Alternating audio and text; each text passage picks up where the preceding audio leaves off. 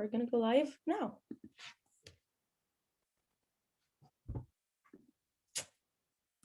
Hi, everyone, and welcome back for this new exciting term.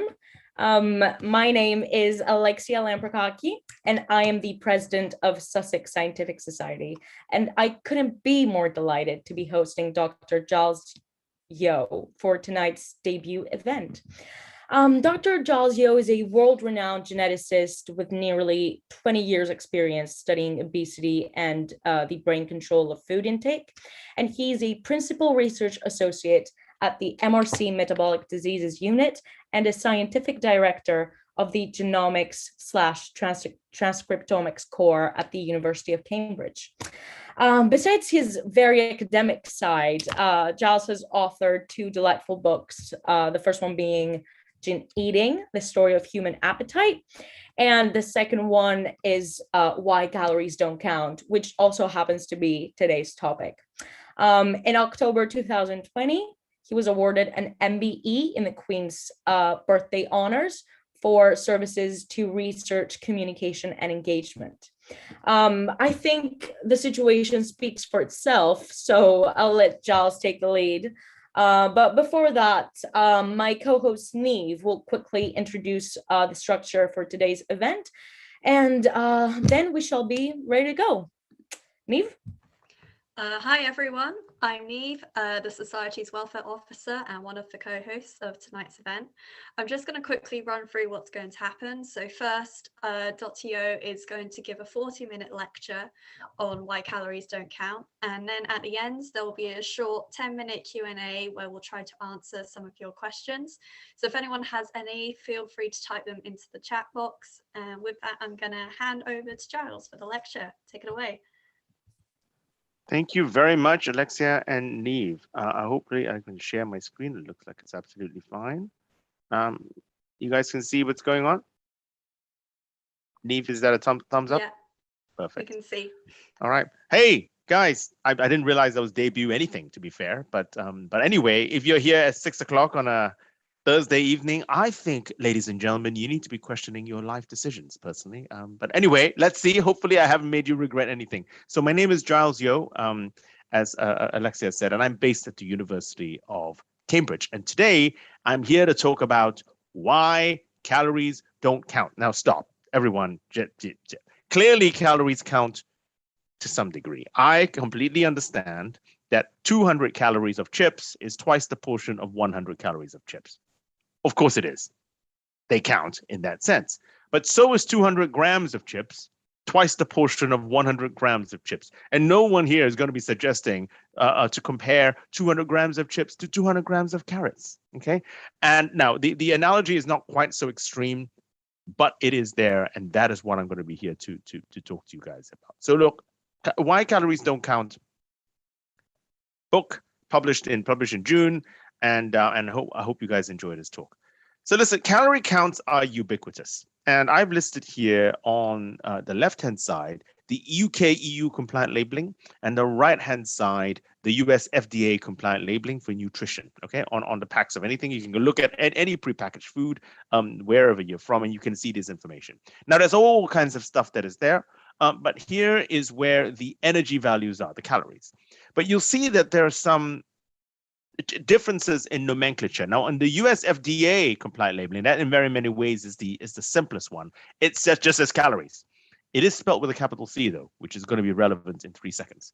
And then if you look at the UK EU compliant labeling, well, then you see a sort of a number of different other labelings. You have KJ, you have KCal.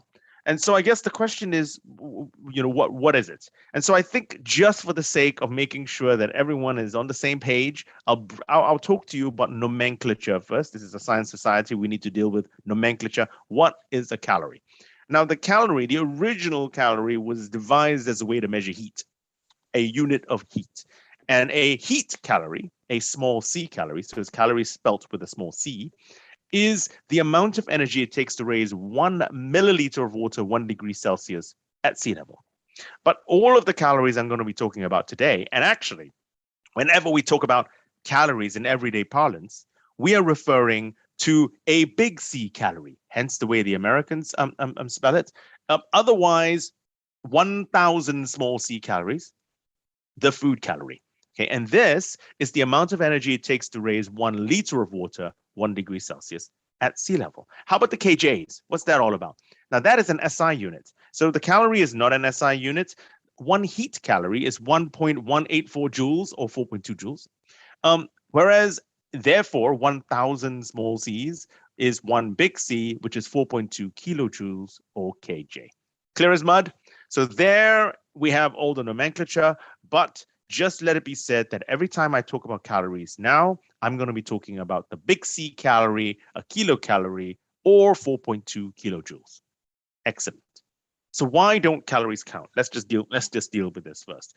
And this is the reason why I don't think they count. In fact, I don't think they count. I know they don't count. So this equation, such as it is that the number of calories actually in the food do not equal the number of calories on the side of the pack. That's the first thing. All right, we'll deal with each of this in turn.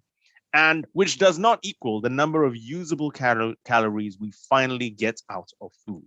Okay, and so the whole basis of this, the concept of this is based on is what I call caloric availability. So what do I mean by caloric availability? Caloric availability is the amount of calories you can get out of a food as opposed to the total number of calories locked up in the food. So let me just give you a couple of examples. So if you had 100 calories of sugar, then you would get nearly close to 100 calories out. Okay, it's your base fuel. It's sucrose, it's sugar, 1 glucose molecule, 1 fructose molecule fused together, just 1 cut. And so actually, when you have 100 calories of sugar, you get 98 usable calories out. So it's nearly 100%. Let's take an extreme example. Sweet corn on the cob. All right. Now, if you had 100 calories of sweet corn, right, and then you looked in the loo the next day, it is quite clear you haven't absorbed anywhere close to 100 calories of sweet corn.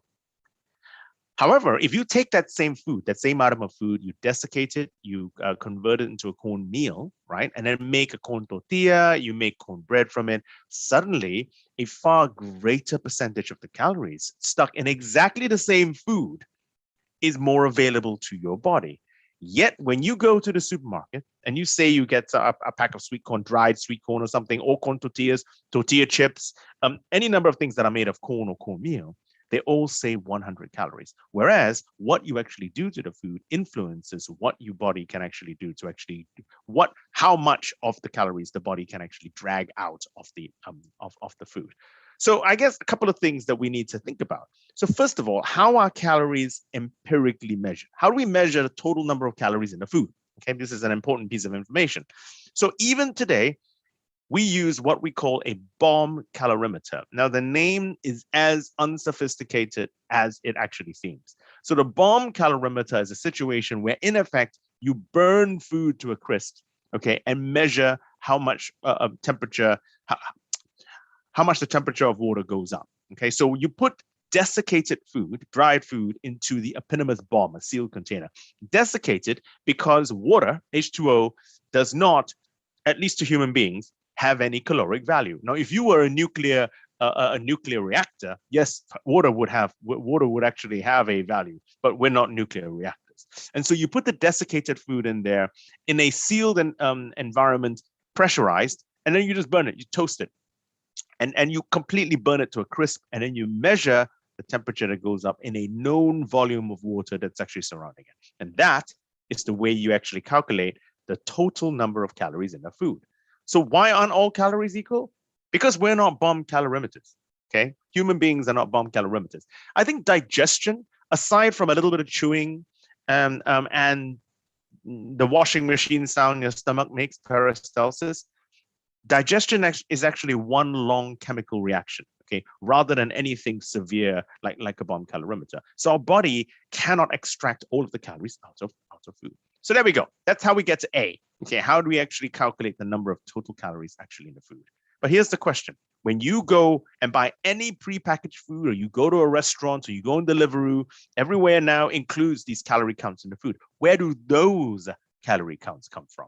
Okay, but for that, you have to thank a chap named Wilbur Olin Atwater. Okay, Atwater for short. Now, he was a professor of chemistry at Wesleyan University in Connecticut between the years of 1880 and 1900. So this is old stuff.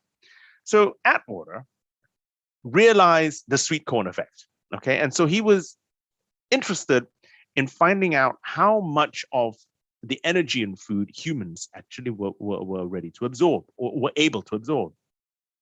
Now, I'm going to tell you the story. And as I'm telling you the story, I want you guys to reflect whenever you want to complain about your job ever again, okay? So what Atwater did was he said, well, okay, I'm going to have to put lots of food into bomb calorimeters because I have to figure out what the caloric content of food was. So he spent 20 years burning, sausages and celery and steak and what have you, and working out the heat of combustion of the food. This is what it's called. He then, and this is the bit that gives me shivers, he then fed the food to human beings and then burnt their poop for 20 years. So now you have the total number of calories in the food, and you have the total number of calories of the stuff out the other side, which means the difference between the two is the amount of calories we've actually absorbed. So he did some clever mumbo jumbo. I won't go into the details, and worked out, broadly speaking, the famous Atwater factors for calories that we still use today. And these are that. And these are rough numbers, by the way. He rounded all these numbers up, okay? Where 9 calories for every gram of fat, 4 calories for every gram of carbohydrate, and 4 calories for every gram of protein. And these are called the Atwater general factors. Every single calorie count that you see everywhere today, okay, and he published this in 1901, 1902, is more than 120 years old. Okay, based on these numbers. Now, when you go now and look at your chocolate bar and start to do the maths, there is a little bit of wobble in some of the foods. And the reason why there's a wobble is entirely based on how people calculate the amount of protein in that food. So there's a bit of wobble because there's different methodologies for actually calculating the amount of protein. But in essence, all of the numbers come from these Atwater factors that are 120 years old. Okay, that's B. But here is the crux of the talk. There's the meat of the talk. How do we get to C? How do we get to the number of usable calories we finally get out of the food? And why is it different? So Atwater did a pretty damn good job, okay, at actually determining what we actually absorb. But look, this is the thing. There's 2 stages in which we actually manage to extract the energy from food. The first stage is digestion. Mechanical, so chewing, peristalsis. Chemical, and that is the actual digestion process. And then you take the 3 macronutrients, which are protein, carbohydrates, and fats, all right? And these are then broken down into usable units. So carbohydrates are broken down into sugars, or if you're having sugars, they're just sugars. Protein is broken down into amino acids, and fat is broken down into fatty acids. Okay, and this all happens within the small intestine, and then they're absorbed across the gut wall and into the bloodstream. And in the bloodstream, people think that's it. People think we've digested. We actually now use this as energy. Not true. Okay, so the glucose molecule, the fatty acid molecule, the amino acid now needs to be metabolized. So the blood, all the blood does is transfer these intermediary metabolites to the whatever organ you want or whatever cells, where within the cell and in the mitochondria of the cell, they're metabolized to make energy. Okay, this takes energy. It takes dough to make dough. It takes energy to make energy. And Atwater couldn't take into account the energy it took to metabolize the food, even though he took into account the amount of energy we couldn't digest and therefore couldn't absorb. All right. So this is in effect what my whole thesis is about. And primarily, the elements of food that influence this caloric availability of food the most are going to be protein and fiber. So protein content and fiber content. And I'll deal with these separately as we actually go on. So protein first. So a calorie of protein makes you feel fuller than a calorie of fat, than a calorie of carb, in that order. Why?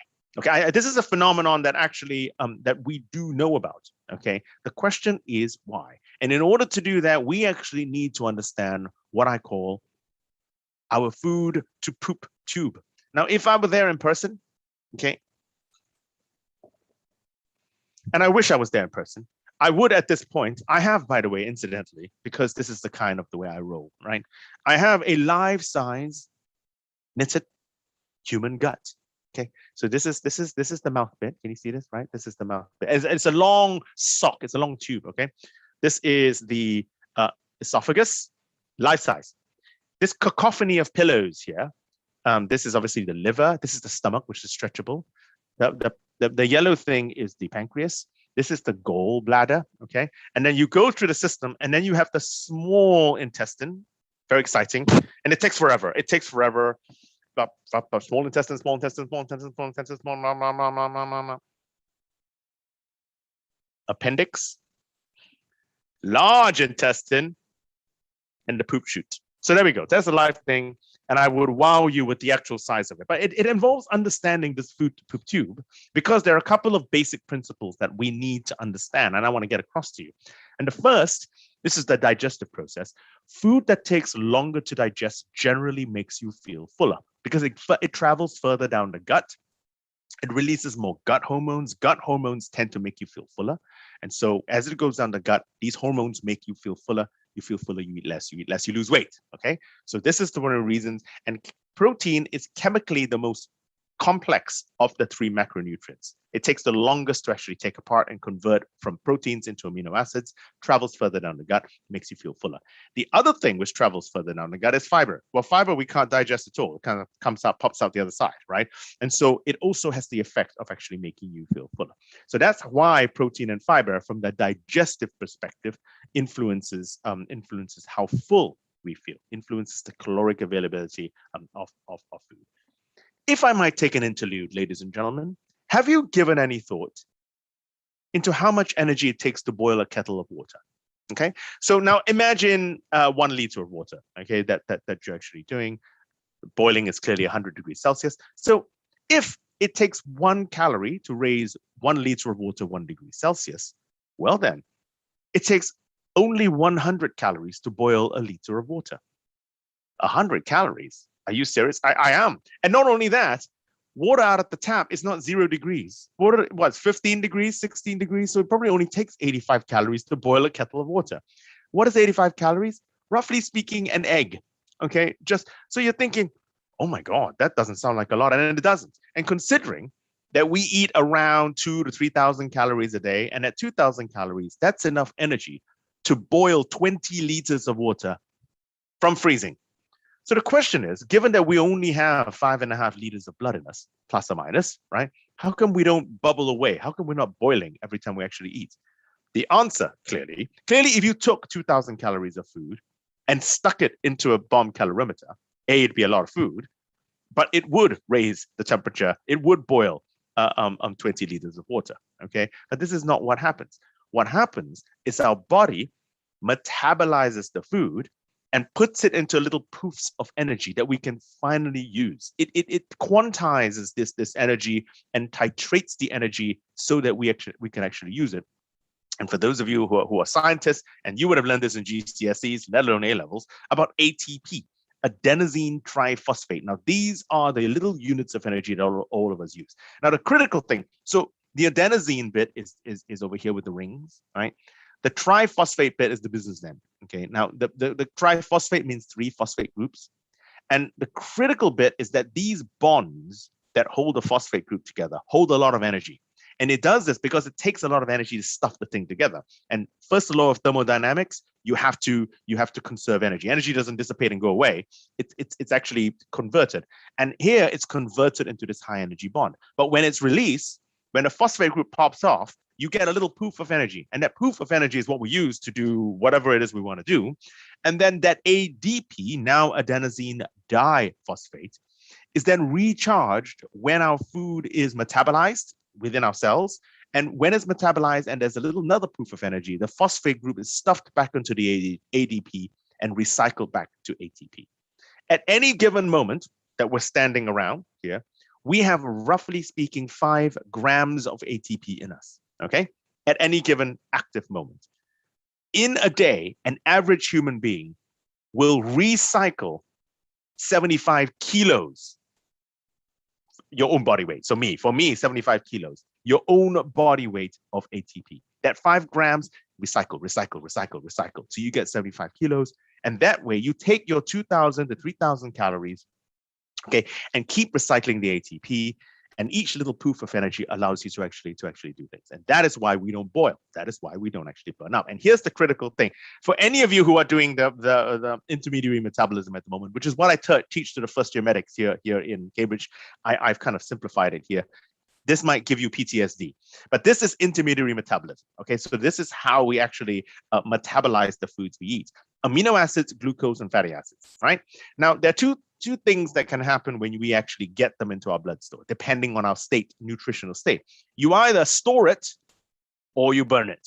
Okay, those are the two options. You can't sweat it away. You can't wee it out. None of these things happen. Okay, you have to store it or you burn it. Now, the thing about glucose and fatty acids is that they are made exclusively of carbon, hydrogen, and oxygen in different configurations. So dealing with them, because they're made of all the same atoms, just in different configurations, is relatively efficient. Okay, so you can deal with the glucose or the fatty acids and store them and burn them and burn them and store them relatively efficiently. Protein, however, amino acids are also made of carbon, hydrogen, and oxygen, but additionally, they contain nitrogen. Now, the thing about protein is that there is no store of protein for a rainy day in our body per se, unlike carbs, which can be stored as glycogen, or fat, which can be stored as fat. And in fact, if you have too much, if your carb stores are full, it gets converted to fat. Protein, then we might say, how about my muscles? Yeah, but that is not a store, that's functional. Okay, so all protein, it's either used to build muscle or repair organs, or it is converted into fat. And in order to convert it into fat, you need to chuck out the nitrogen. And that nitrogen is turned into urea, which we do weigh out, all right? And then the carbon, hydrogen, oxygen bit is then chucked into the bonfire to make energy. This process costs a lot of energy. So for every 100 calories of protein that you will eat, we are only ever able to use 70 calories, 70, because it costs 30 calories for every 100 calories that we eat of protein to deal with protein. Okay, all this business I talked to you about, 30 calories. So if you look at every single calorie count everywhere and look at the protein counts, they're all 30% wrong. 30% wrong. One of the key reasons why calories don't count. Now, how about carbohydrates? People are going to ask, okay, well, what is the caloric availability of carbohydrates? Now, I had already mentioned the powdery white stuff, sugar. The caloric availability of that is roughly 97, 98%. But if you are dealing with the complex carbohydrates, a slice of wholemeal toast, for example, quinoa, things like that, well, then you're probably looking at 90% available. So it takes, for every 100 calories, it takes 10 calories to deal with it. Fat, however, is very efficient. Okay, it takes nearly no heat at all to break down fat. So it's nearly 100% available, 98, 99% available. So that the Atwater calories for fat are correct. So on average, okay, all the calorie counts are probably going to be out by 10 to 15% because of this particular principle. All wrong. And no one acknowledges this. And I'm not sure why, all right, for that. That's why I think that calories don't count. So now, when you then consider this concept of caloric availability, we now begin to understand that actually the concept of caloric availability explains how the vast majority of popular diets that work. Okay, you don't believe me? Just bear with me. So we have to consider energy balance for our body. Okay, you either eat more, you burn less, or burn more and you eat less. Now people think, well, oh, that's too simplistic. It is true, however, because it's physics. The complexity lies, and what I study is in the why. So why people behave differently around food. Why do some people respond to stress by eating and other people respond to stress by not eating? Same hormone, cortisol. Why do people actually behave differently? Etc., etc.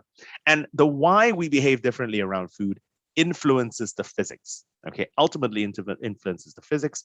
You eat more or eat less, it influences your body weight. So any diet that manages to create an energy deficit, a calorie deficit, is a diet that works. And if you look at every single diet, here are the key cardinal characteristics. They're not all diets will have them, but these three will describe, not necessarily mutually exclusive, how every single diet works. You either have to have a specific caloric restriction, or they're high in protein, or they're high in fiber. Let me give you just some examples. So for example, what is caloric restriction? Well, this is easy because you're not trying to tell some complex backstory. You're just eating less. Low calorie diets, or if you go to Weight Watchers and Slim Fast, et cetera, et cetera. Okay, so this is caloric. There's no mystery behind how these things work. How about high protein diets? Well, let's deal with how high is high. Okay, there is no industry standard per se, but when I've actually looked at all of the papers and things, just measuring high protein diets, broadly speaking, we're looking at greater than 16% of the total energy in your diet from protein is high or higher. Because I think on average here in the UK, for example, we probably do roughly 15% of our energy comes from protein. So how about some of these high protein diets? Well, what is interesting is all of the hashtag LCHF diets, the low carb, high fat diets, and this includes Atkins, Dukan, Southwest, Keto, and the ridiculous carnivore. They're all low in carb. I appreciate that, but they're all high in protein, which is the key point. And protein makes you feel fuller, which makes you eat less, which makes you lose weight, which is why they work. Then there are other high protein diets, but with complex backstories, BS backstories, gluten-free. 1% of the human species are celiacs, allergic to gluten. Stay away. 4% maybe of the human species have genuine gluten intolerance, and this ranges from being slightly farty to, intestinal distress. Please stay away from gluten. But 25% of us buy gluten-free often. Okay, so much so it's become a monetized thing. Gluten-free rice. There's no gluten in rice. Gluten-free water. Gluten-free shampoo. I'm not an expert at shampoo. Google it. Gluten-free shampoo. Anyway, it is high in protein because when you do gluten-free, many people also go grain-free. So they give up wheat, they give up all the grains, and it ends up being really quite a low-carb, high-protein diet. And the same for this fantastical Flintstones paleo diet, which people think means eating steaks. This is also a high-protein diet, which is why they work. How about fiber? Okay. So look, I one of the things which I do is I present some documentaries for the BBC. One I did previously was something called Trust Me, I'm a Doctor. It's a health program. And the producers asked me to test out, whether or not becoming vegan was healthy. Now, look, stop. We're running up to COP26 at the moment at the summit. There are many reasons why people might choose to be plant-based or vegan.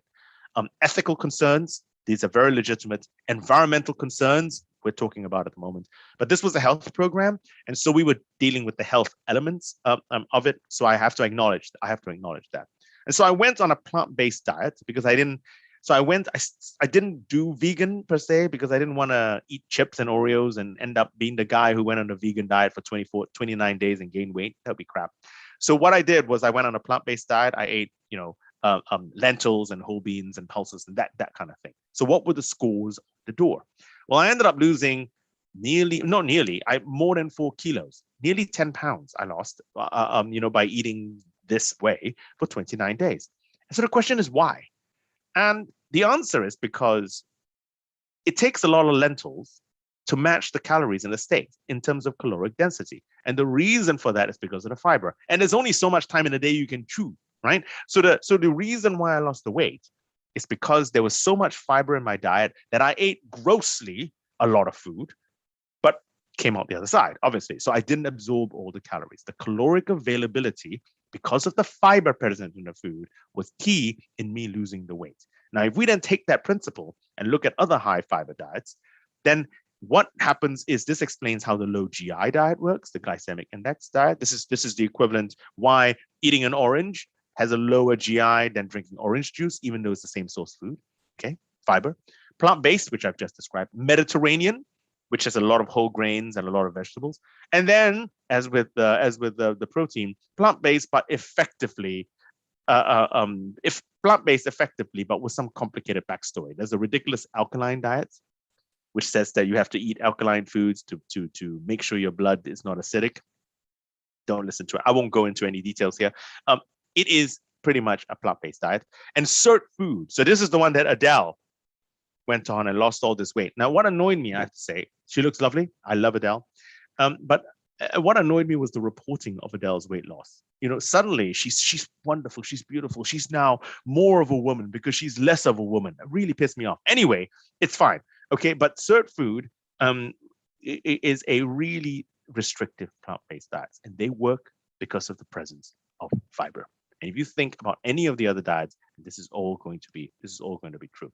And then there's one last sticky thing which I'll just bring, and we can discuss in the QA if you want, which is privilege and calories. And this has been highlighted by Marcus Rashford over a number of times now about food security within this country. I think broadly, most of us listening to this talk here are going to be relatively middle class. We know where our dinner is going to come from. And even if we didn't, we just order a takeaway or something, right? We're not food insecure. Whereas there are a lot of people that are. And if they are, a big problem is they end up eating the cheapest foods available, which tend to be ultra-processed foods. And the problem with ultra-processed foods, now ultra-processed is not a processed food. Yogurt is a processed food. Bread is a processed food. Cooking is a processed food, all right? So clearly processed foods are fine. They've kept us alive. Ultra-processed foods are industrially based processes which we cannot replicate within a domestic kitchen, or for that matter, a normal restaurant. They're industrial processes. But the industrial processing of food, okay, strips out protein and or fiber, depending on the type of food. And crucially, it strips out flavor. And because it strips out flavor, you have to replace flavor, which comes from the Holy Trinity: sugar, salt, and fat, all right? So ultra-processed foods are cheap to produce because of the industrial nature, but they are low in protein and fiber and thus very calorically available, and high in salt, sugar, and fat. So the question here, ladies and gentlemen, and while we get a lot of our calories from them, it almost disproportionately affects the people who are underprivileged, because these are the cheapest foods that are available. They're available in the takeaways. They're available in the food deserts that are available. So the question that I have is, people say, well, we should ban ultra-processed foods, remove it from this. You know, look, ultra-processed foods have kept 7 billion people alive. So in many ways, that's a positive thing. The problem is we eat way too much of it. So I think we need to, and some people have no choice but to eat it. So I don't think, and it does annoy me when people say, replace the chocolate bar with a banana. Dude, sometimes life demands a chocolate bar, sometimes life demands a banana, right? It depends on where you are in life. The question is, can you make a better chocolate bar? Can you make it with more nuts if you're not allergic to nuts? Can you make it with more fiber? Can you make it with more protein? Can you make a better chocolate bar? Can you make a better frozen lasagna? Can you make a better frozen burger? And I think we can. And I think we can, right? Now, maybe sometimes in the future, we want to try and think about reformulating our food. That's fine. But at the moment, we need to be pragmatic and deal with what we have. So look, a couple of final thoughts, and then I'll shut the hell up. Okay. And the first is, guys, is it true that the vast majority of non-communicable diseases that we face today, we're clearly in the middle of a communicable disease pandemic, but is it true that the vast burden of non-communicable diseases we face today is diet related? Undoubtedly. Key amongst them is obesity and their metabolic sequelae, type 2 diabetes, high blood pressure, certain cancers, et cetera, et cetera. Okay, we know this. So we need to fix our diet. There is no doubt about that. Okay, but I'm just arguing that we shouldn't do it by fearing food. Okay, so what do I mean by fearing food? So look, this is Goop. I don't want to drive clicks to Goop, but it's Goop. I can't say it without saying Goop. So Goop is Gwyneth Paltrow's lifestyle page, and Google it. I'm not making this up. And they're on the record as trying to promote achieving your leanest livable weight. Now, if you say that out loud, that is being as skinny as possible without dying. Last I checked. Okay, if that's not fear of food, I don't know what is. In a previous life, when we could talk live, I gave a New Scientist live talk in London at the London Excel on a different topic because this book hadn't been written yet. But I mentioned this, and there was media in the crowd, and they made this big thing. So I stole this picture from the Independent. Okay, when they went making me Cambridge geneticist, in argument with Gwyneth Paltrow. I have never met Gwyneth Paltrow. Okay, but my point is this. If this is not, we don't want to fear our food, ladies and gentlemen. What we want to do is we want to love our food. We want to understand our food. Some of us need to eat a little bit less of food, but I don't think fearing it is going to be of any use or value to humankind whatsoever. So why don't calories count? Two important messages I want you guys to take away. First, because we eat food and we do not eat calories. Stop worshiping the damn calorie. All right. The calorie is a unit of energy within the food. What we eat is food. And I think that's what we got to do. We got to worry about the quality of our food. And in very many ways, protein and fiber are a shorthand, a proxy for the quality of food. Yes, let's talk about the quality of food, but let's not talk about the quality of a calorie because it's because it's a calorie. And actually, if you focus on health, then your weight will actually take care of itself. And what do I mean by this? I mean that why are you trying to lose weight? We think about the calorie, we always think about cutting the calorie, and that's because we always think about losing weight. Okay, and they're all three toxic nature has been tied together. You might want to look good, and that's perfectly fine. Okay, but I wouldn't argue that actually losing, you should be focused, you should be worrying about your health and losing weight to become healthier. Okay, and then your weight will take care of itself. Doesn't mean you'll end up looking. I wish I looked like Brad Pitt. But look, there are a number of limitations that we actually have. But I think people will be surprised, whatever size you are, how much weight you need to lose in order to actually become healthier does not necessarily equal to a six-pack. It just doesn't.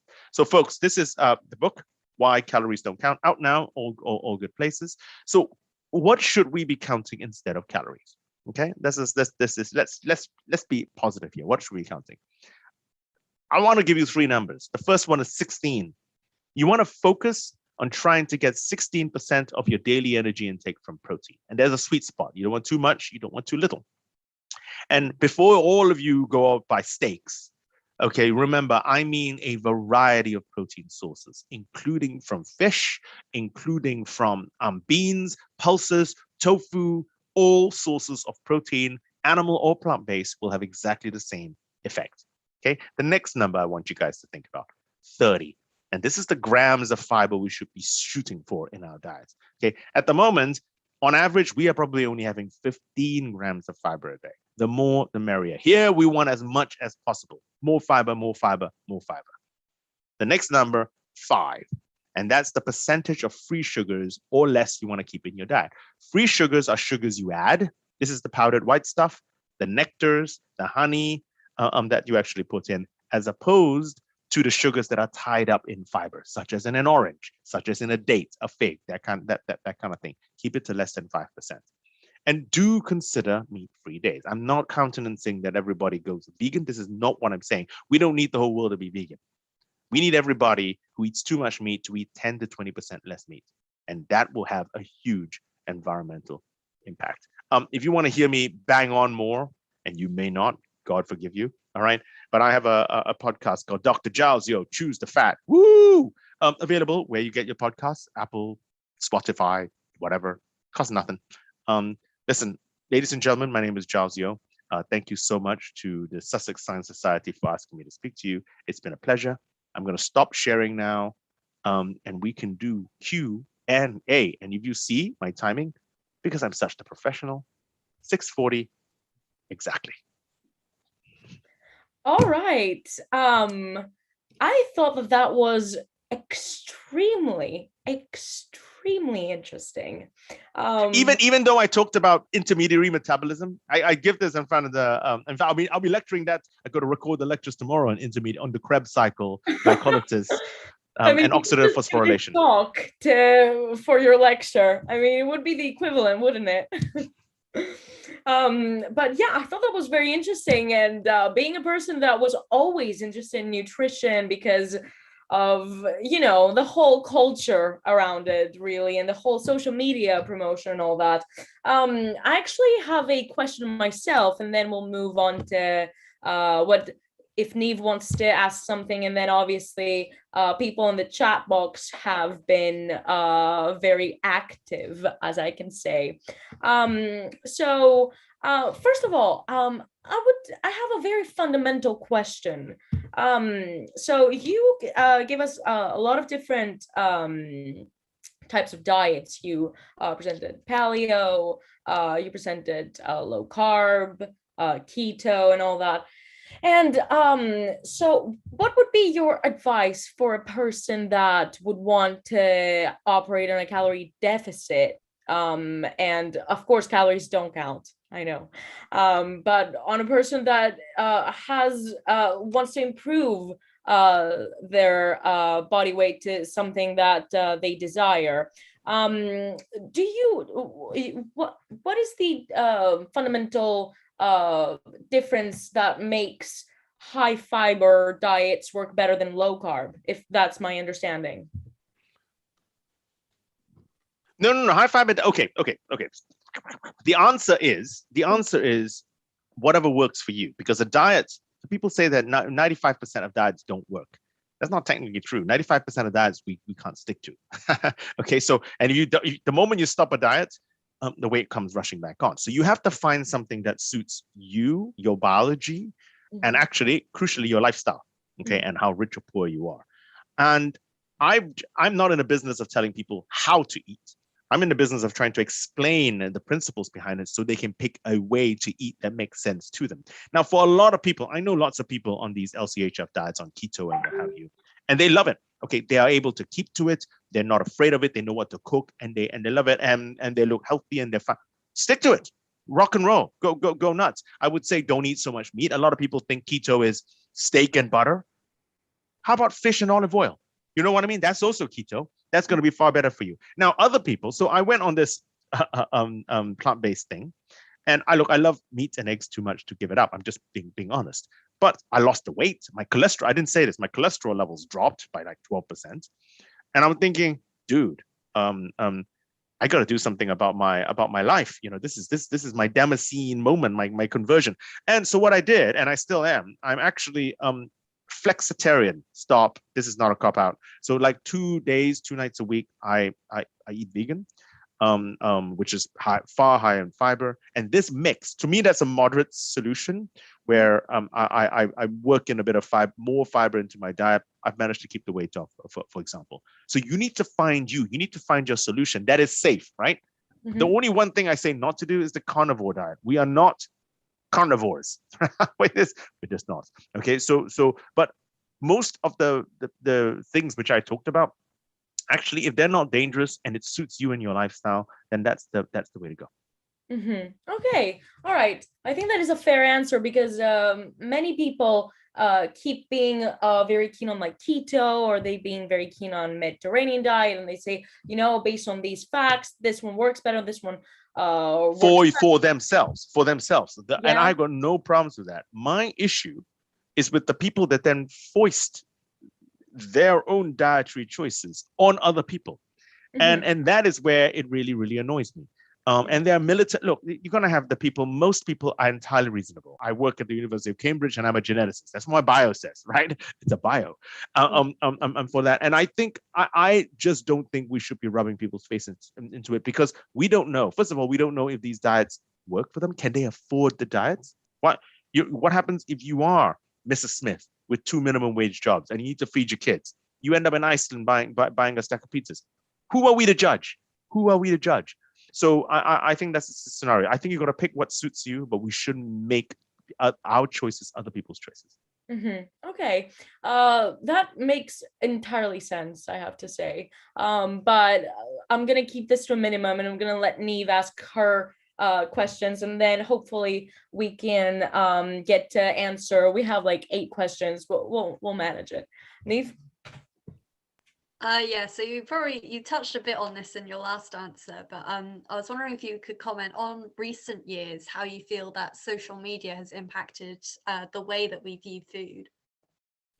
The issue with social media is obviously not limited to food, although food is a touchstone. We can just see, for example, just the past 18 months, the COVID pandemic and what it does. So what social media has done is it has, in very many ways, democratized journalism, which is fine, which is a good thing. But the bad thing is, normally journalism, you need to get your ideas, your thoughts past somebody, be this a reviewer, be this an editor, be this someone willing to buy your work. Okay, so there is this hurdle, there is this barrier. You can still get BS and racist and everything stuff out there. It was just more difficult. With social media, there is no editor, okay, per se. And so you're able to put it out. And now with the ability to search for whatever you want, wherever you want, whenever you want, if you happen to be, this is now where confirmation bias comes in. If you happen to believe in something for whatever odd reason that you believe in, and it's a very niche, weird thing, but you look on the internet and suddenly you find a bunch of people who believe exactly in what you believe, then you get these bubbles, right? You get these echo rooms that actually go. And so this, I think, is the key problem. What used to be some weird thing that people might have done in their in the privacy, in which they're just doing a thing that hasn't killed them, they're just doing their thing, is now they're self-validating it by finding the other people who agree with them. And this, if the approach happens to be dangerous, once again, I'll go back to COVID, anti-COVID people, anti-vaxxers. If it happens to be dangerous and it suddenly spreads, then it becomes a real bad thing. Okay, thank you. That's very interesting. I think, Alexia, do we have any audience questions? Yeah, we actually have a lot of audience questions. So I feel like we could get past most of them. We have a question from Imanan C. And she or he asks, what are your thoughts on semaglutide? Okay, semaglutide. So semaglutide is one of the drugs that was just released earlier in the year. It is a weaponized gut hormone. Remember, I told you about the fact that when you actually eat, physically eating, and there are hormones that actually go to the brain that make you feel full. One of those hormones is a peptide called GLP-1. Semaglutide is a GLP-1 mimetic. Okay, it mimics GLP-1 but weaponized. Okay, and what happens is you inject it. Semaglutide specifically, you inject once weekly. It goes to your brain. It makes you feel fuller. You feel fuller. You eat less. So the trial. Stop you for 1 second. I'm sorry to interrupt. It's just that I feel like the video is not cutting up to the sound. Would just wait 1 minute. Oh, okay.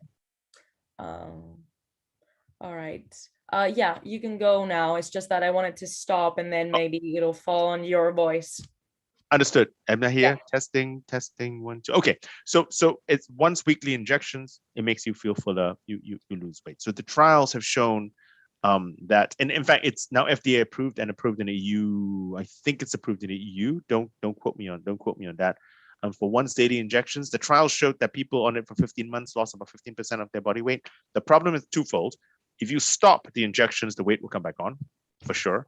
And the second is the other role of gut hormones is if gut hormones go up too quickly, okay, you feel nauseous, you puke. In fact, that's so the gut hormones, the biological role is they make you feel full. But you know the feeling if you actually have too much food, you go from feeling full to feeling ill. Okay. But when you're actually feeling ill, say you have food poisoning, you actually have a huge spike in gut hormones and you go, that. So the semaglutide is not going to be perfect because it does, in some people who are sensitive to it, result in nausea. But it is I do think it's a game changer of a drug because it's a once weekly injection. Semaglutide, weaponized gut hormones. All right, interesting. I was not familiar with semaglutide at all, and I had no idea it was in trials. But so it's related to liraglutide. Liraglutide. Yeah, liraglutide, which is the one's daily injection. Both are made by the pharmaceutical giant Novo Nordisk. Okay, all right. I will look into that because that sounds really interesting. So we have a question from Leona Jordan, our events coordinator, and she's asking, for people on a low income, which foods would you suggest to introduce to the diet that are affordable but have a high caloric availability? Low caloric availability. You don't want the high caloric availability because high means that you end up with donuts are high in caloric probably. I think she probably means low caloric availability. So now it depends if you are choosing to be do you eat meat or not? And it does matter. It does matter. I think it's easy to be vegetarian and animal-based protein. It's easy to be poor and to be vegetarian because the presence of milk and eggs, they're very calorically dense. They have high in protein and so therefore lower caloric availability. All of the nutrients and stuff you're going to be there. Plus, obviously, vegetables but you can do it cheaply. Okay. Meat, there's some cheap meat, I guess, but beef is expensive. So I think eggs and dairy are a good way to go, and cheese. Now, if you're vegan, that's more tricky. And so then it's actually quite difficult to do it if you are poor. And this is, the people hate it when I say this. Being vegan, being plant-based is a privileged choice. Okay. And so look, middle class people like us, sure, if you're going to do it, you just watch the protein intake, make sure that you get complete protein, iron, iodine, etc., etc.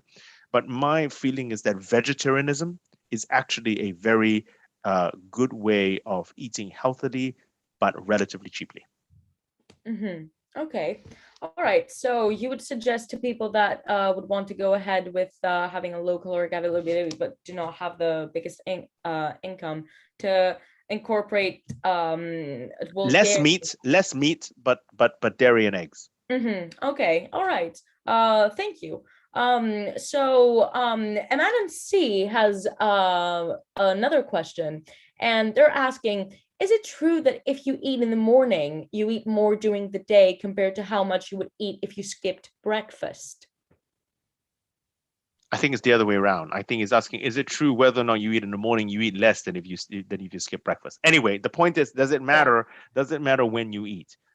It does, although it's overstated. I think there's a subtle effect. And the reason why there is an effect is because humans are diurnal creatures. So we're awake in the day and asleep at night, broadly speaking. Okay. And so our metabolic rate tends to be highest during the day. So we can look for food and we can avoid becoming food, basically. Okay. Whereas at night we're sleeping, our metabolic rates drop. So clearly, if you eat in your biggest meal in the day, then you have the whole day to burn and do whatever it is. Whereas if, like us, okay, in today's society, our biggest meal tends to be at night, then what then happens is you eat and then you go to sleep, broadly speaking. And so there's a storage, you end up storing more of those calories. Energy homeostasis eventually takes over. So the effect is more subtle, but there is an effect. This explains the epidemiological links between shift workers and increased risk of diabetes, because they sleep in random times, they eat in random times, et cetera, et cetera. So there is something to be said for, let's put it this way, if you were having to cut some food out because you are on a diet or something like that, I would probably do it from the dinner rather than from the breakfast. But it is not the cause of the obesity problem today. Okay. So we have another question from the vice president of the society, and she's asking, what causes cortisol to have opposite effects on different people under stress? Do you know what? Mechanistically, we don't know. Okay, let me give you a narrative answer, so to speak. All right, but mechanistically, we don't know. So narratively, I think being stressed is unpleasant. Clearly, okay, is unpleasant. So you want to remove that unpleasantness. For some people, now, and when you feel nice, when you make something pleasant, it tickles a part of the brain called the hedonic region of the brain, the part of the brain that deals with reward. All right, and it's the same region. Whatever it is, you feel nice. This could be food, this could be drugs of abuse, this could be sex, alcohol. All right, it all goes to the same region. Meaning that if you're stressed, people turn to different things to make themselves feel less stressed. For some people, it's food. For me, it is definitely food. Okay. For other people, it's drugs and alcohol. For other people, it's bungee jumping. And I think that probably is the narrative reason. And where different people respond, they are stressed by the cortisol. That is a universal response. But how you tackle it, how you make yourself unstressed, you need to find your way. And I'm not advising you do drugs and alcohol. I'm just explaining what's happening here, and that's I think that's the narrative reason. Now the mechanisms, I couldn't begin to draw the molecules in a row yet. Okay, I get it. I have to ask this, since we're talking about food a lot this past hour. What is your favorite food? What is my favorite food? Yeah. That is it. No, you see, that's the wrong question. What is my favorite food for a given occasion? I think your last meal. Food. My last meal will have to involve, it would have to include eggs. I love eggs as a thing, which is why being plant-based was so difficult. I love prawns. Eggs and prawns. Okay, so your last meal would be, if I presented a prawn omelet, hard-boiled egg, an egg foo young, a king prawn egg foo young. Oh, and now I'm hungry, guys. Okay, all right. I get that. I'm just gonna let Neve ask the next question, and then we should probably go get some dinner. Okay. Wait, hang on. I don't have the questions up, so can you ask it? Okay, so MNC is asking, can you train yourself to have a smaller or larger appetite?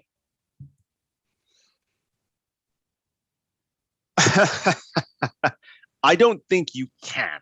So I think one's appetitive drive is very powerfully biologically influenced. And it is what it is. I think you could try and eat a little bit less and try and eat a little bit more. It's very, very difficult. It's like someone telling you, please breathe a little bit less. Okay. So by saying please breathe a little bit, it's just difficult. You can do it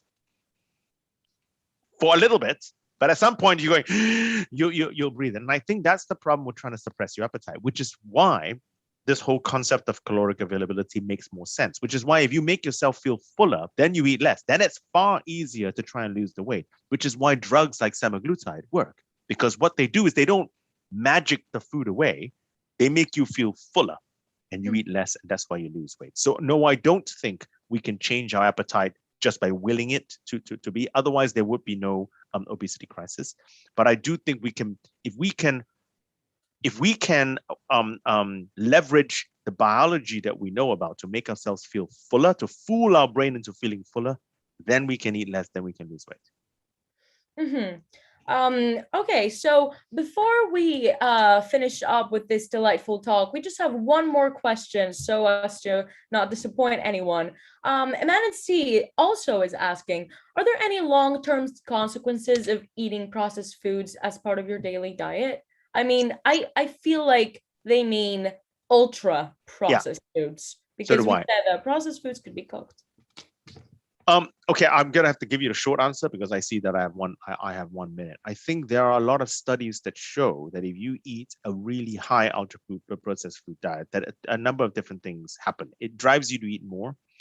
And the reasons are still murky, but I think because of the hyperpalatability of the food, because of the fact that they are tremendously calorically available. And I think they probably hit parts of the brain that make you want to eat more because it feels so good. Okay, in order to do it, and then work, and because of that, I think there is also increased chances of obesity. So I do think that long term we need to reduce the amount of ultra processed foods in this country. UK as well as in North America, we get more than 50%, on average, more than 50% of our calories, of our energy, from ultra processed foods. I think we need to reduce that number or improve ultra processed foods. All right, so that's all we've got time for today. Thank you so much everyone online who attended, and thank you so much to Giles for this amazing talk. It's been really, really interesting, and it's been delightful to have you here. It's been a pleasure. And I thought that was an excellent talk, and we couldn't be more happy that you agreed to give us this very interesting talk. Just a little reminder, you should thank you for people on YouTube Live for being in this talk. I think you should check out our next events on our social media pages on Facebook and Instagram, and definitely subscribe to this YouTube channel for more interesting talks like this one. And I think we're coming to an end. And yeah, we'll see you on our next event. Thank you. See you guys later. Ciao. Thank you.